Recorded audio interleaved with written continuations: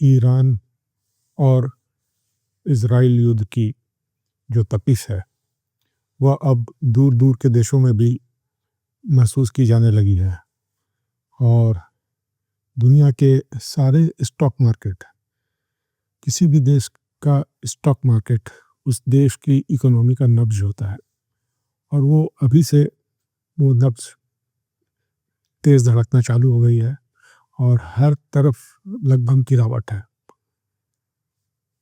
और ये जो माहौल अभी है, ये अभी कोई निवेश का या कोई वित्तीय सलाह देने का तो समय है नहीं, लेकिन फिर भी हालात पे अभी नज़र बनाए रखना बहुत ज़रूरी है। इसलिए मैं अभी आपको युद्ध के साथ-साथ कहाँ-कहाँ, क्या-क्या हो रहा है, किस तरह के मार्केट पे क्या हो रहा है, वो अपने स्क्रीन रिकॉर्डिंग के थ्रू मैं आपको एक क्विक अपडेट दूँगा। ये युद्ध जो है वो अभी थमने का कहीं नाम नहीं ले रहा है और आने वाले समय में स्थितियाँ और लगता है गंभीर होंगी ही और युद्ध भले कुछ दिन में समाप्त भी हो जाए, बट इसका असर काफ़ी लंबा रहेगा। जैसे कोविड के बाद काफ़ी उद्योग धंधे कोविड के चले जाने के बाद भी वो बर्बाद होते रहे, वैसा ही कुछ शायद इस बार भी हो सकता है। और क्या-क्या होगा अभी एग्ज़ैक्टली अभी बहुत चीज़ों का अनुमान लगाना भी मुश्किल है, लेकिन इतना तय है कि ये पूरे विश्व के लिए अच्छा नहीं हो रहा है। ईरान में काफ़ी जमकर बमबारी हुई है और ख़ास करके उसके शहर तेहरान में, जहाँ की आबादी लगभग 1 करोड़ है, वहाँ तेल के भंडारों में, डिपोज़ में कुछ इस तरह की आग लगी है कि उस धुएँ से लगभग एसिड रेन जिस तरह का होता है, उस तरह की पेट्रोलियम की बारिश पूरे शहर में हुई है और वहाँ एडवाइज़री जारी किया गया है कि लोग अपने घरों से बाहर ना निकलें।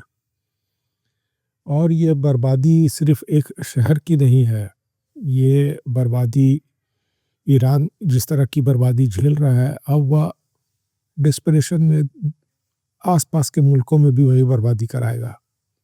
और दुबई में, बहरीन में वो सब कुछ-कुछ नज़ारा देखने को भी मिल रहा है। लेकिन सवाल पैदा होता है कि कोई अभी मानने के लिए तैयार नहीं है। कम से कम जो 2 मुख्य इसमें घटक हैं इस युद्ध के पीछे, जो भी एप्स्टाइनी ताकतें हैं, मैं एप्स्टाइनी ताकतें इसलिए बोल रहा हूँ कि कहीं न कहीं जो कॉन्स्पिरेसी थ्योरी अभी पूरी दुनिया में चल रहा है, ख़ास करके अमेरिका में ज़्यादा चल रहा है, कि इस युद्ध के पीछे भी शायद एप्स्टाइन का ही उस उनके फ़ाइलों का ही कुछ न कुछ भूमिका है।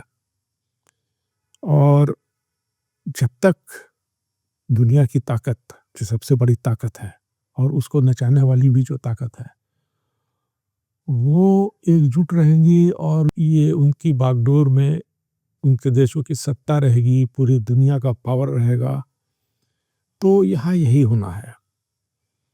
ये उस तरह के लोग हैं जो कि 14-15 साल की लड़कियों के साथ ना सिर्फ मसाज करवाते हैं, उनके साथ छेड़खानी भी करते हैं और उनके साथ रेप भी करते हैं। अब दुनिया की सत्ता, दुनिया की बागडोर जब ऐसे लोगों के हाथों में चली जाएगी, तो इस तरह का तो फिर होना लगभग बहुत लोगों का अंदेशा था इस पर, बहुत लोगों का अंदेशा था और एग्ज़ैक्टली क्या होगा शायद ये लोग नहीं जानते थे, बट लोगों को लगता तो था कि बागडोर गलत हाथों में है, कमान गलत हाथों में है और ये कुछ भी हो सकता है। और कुछ भी हो सकता है का एक नज़ारा तो हम लोग देख ही रहे हैं। और शायद इसीलिए वॉरेन बफेट जैसे जो सबसे जानकार और सबसे ज़्यादा स्टॉक मार्केट से पैसा कमाने वाले व्यक्ति हैं, वे लगभग 2 ढाई साल पहले से ही काफ़ी स्टॉक्स बेच रहे थे और वे काफ़ी काफ़ी मात्रा में कैश में बैठे हुए हैं। और लोग सवाल भी कर रहे थे कि इनको हुआ क्या है कि ये इतना बेच रहे हैं, जबकि नैस्डैक और डाउ बढ़ता ही जा रहा था। बट वे लगातार अपने स्टॉक्स को बेच-बेच करके, इवन एप्पल तक के स्टॉक्स को बेच करके वो कैश में बैठ रहे थे। अब समझ में आता है कि वे इतने बड़े इन्वेस्टर और इतने कामयाब इन्वेस्टर कैसे बने। कुछ तो फोरसाइट था उनके पास जो कि हम और आपके जैसे लोग नहीं देख पा रहे थे।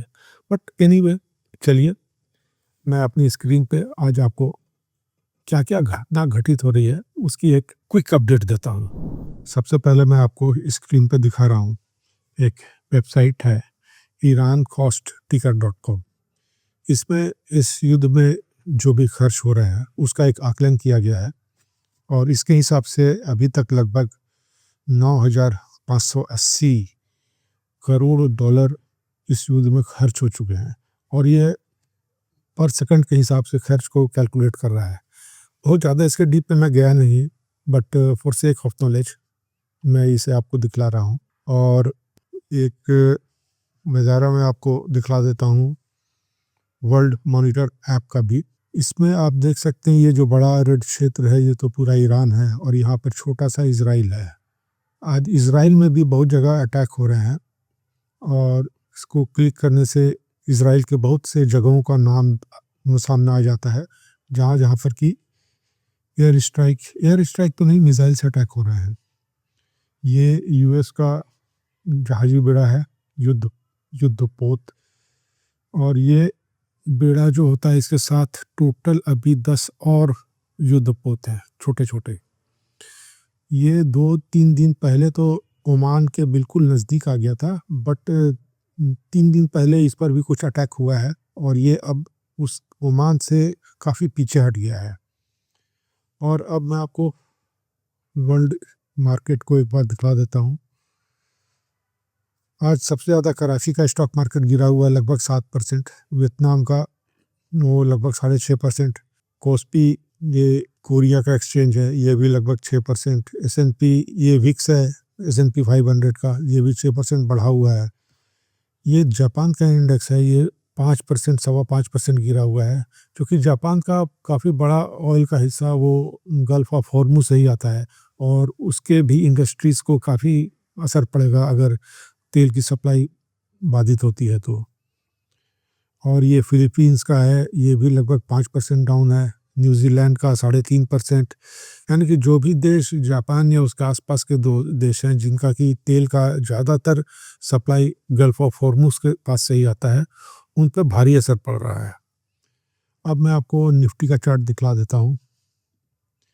निफ्टी के चार्ट में आज तो काफ़ी गैप डाउन होकर के खुला मार्केट, बट इसमें थोड़ी रिकवरी आई है। अपने ऑल टाइम हाई से ये लगभग 10% डाउन है और जो कि इतने कम समय में बहुत ज़्यादा है। आज ये एक ट्रेंड लाइन के आसपास ही सपोर्ट लिया है, आप ये ग्रीन लाइन देख सकते हैं चार्ट में। ये ट्रेंड लाइन अगर टूटता है तो फिर मार्केट वो लगभग 22,000 के आसपास तक आ सकता है और वो गिरावट काफ़ी बड़ी होगी। और यहाँ तक मार्केट आता है तो समझिए कि 2024 से लगभग जो भी लोग SIP भी कर रहे होंगे म्यूचुअल फंड में, वे सारे लोग लॉस में आ जाएंगे। और 2022-23 वालों को कुछ प्रॉफिट तो ज़रूर रहेगा इतने मार्केट गिरने के बाद भी, बट उनके प्रॉफिट का मोर देन 50% जा सकता है। या अगर कुछ ऐसे भी इन्वेस्टर हों जो कि सेक्टोरल फंड में SIP कर रहे हैं तो उनको तो भारी नुकसान होने वाला है। अब मैं आपको बिटकॉइन का भी चार्ट दिखला देता हूँ। बिटकॉइन में जब से ये युद्ध चालू हुआ उसके 1-2 दिन के बाद से ही बिटकॉइन थोड़ा सा कॉन्ट्रेरियन प्ले कर रहा है। मैं इस पर एक अलग से वीडियो बनाऊंगा और लगता है कि बिटकॉइन अब अपने बॉटम के आसपास है। लेकिन ये अभी जिस प्लेस पे खड़ा है बिटकॉइन, ये बॉटम अगर इसका अभी यहाँ पर टूटता है तो फिर बिटकॉइन में भी काफ़ी घंघोर बिकवाली हो सकती है। और बिटकॉइन में जो बिटकॉइंस की जो माइनिंग होती है वो तो पूरा सॉफ्टवेयर बेस्ड है और हार्डवेयर बेस्ड है, उस पर काफ़ी ज़्यादा इलेक्ट्रिसिटी की खर्च होती है और तेल की सप्लाई, अगर एनर्जी की सप्लाई बाधित होती है तो बिटकॉइन के माइनिंग का भी कॉस्ट बढ़ जाएगा और ये बिटकॉइन के लिए भी अच्छा नहीं होगा। अब मैं आपको दिखला देता हूँ इंडियन रुपीस की स्थिति। ये 92 रुपीस चला गया है, $1 92 रुपीस के बराबर है। वो देख करके अब लग रहा है कि ये बहुत जल्दी अब कुछ ही महीनों या साल 1-2 साल के अंदर ये अब 100 का आंकड़ा हम ज़रूर इसको देख लेंगे। ये गोल्ड का चार्ट है, गोल्ड तो सहमा हुआ है और सिल्वर भी सहमा ही हुआ है, कुछ विशेष नहीं हो रहा है इसमें।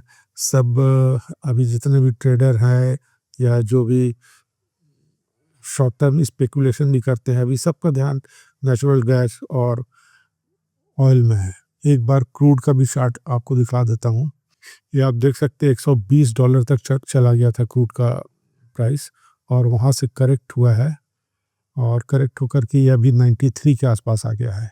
बट जो हालात हैं अभी, वो लगता नहीं है कि वो ये इतने आसानी से इसमें इस प्राइस पे क्रूड रहेगा, और अल्टीमेटली यह अपने जो ऑल टाइम हाई है, यहाँ पर ऑल टाइम हाई तो नहीं है, बट अभी जो रिसेंट का जो पीक है ये $120 का, ये उसको भी क्रॉस करने की कोशिश करेगा, और कुछ पंडित लोग तो बोल रहे हैं कि $150-200 तक भी जा सकता है, और वैसा अगर होगा तो फिर त्राहिमाम है, पूरे विश्व के लिए त्राहिमाम है। नेचुरल गैस को भी एक बार देख लेते हैं। नेचुरल गैस में भी आज गैप अप होने के बाद फिर उसमें भी करेक्शन है। बहुत ज़्यादा अभी इसमें कोई मूव ऐसा दिख नहीं रहा है, बट ये काफ़ी दिनों तक नीचे नहीं रह सकता, इसलिए कि गैस की सप्लाई भी बाधित होने वाली है इस युद्ध के कारण। और गल्फ ऑफ हॉर्मुज़ की जो स्थिति है और जो बनावट है, उसकी गहराई काफ़ी कम है। चौड़ाई तो कम है ही, गहराई भी काफ़ी कम है, और वहाँ पर यूएस के बहुत बड़े-बड़े युद्ध बेड़े वहाँ पर घुस नहीं सकते हैं। उसका जो तलहटी है समुद्र का वहाँ पर गल्फ ऑफ हॉर्मुज़ में, वो चट्टानों से भरा हुआ है, और बड़े जहाज़ तो वहाँ जाने का सवाल ही नहीं पैदा होता है।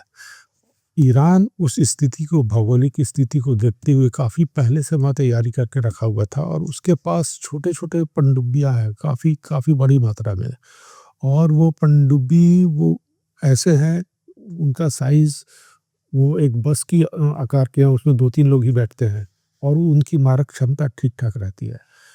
और ये पनडुब्बी उन चट्टानों के पीछे छुपे रहते हैं, और ऊपर से कोई भी अगर बड़ा शिप आने की कोशिश करेगा तो वे वहीं से घात लगा करके हमला कर सकते हैं।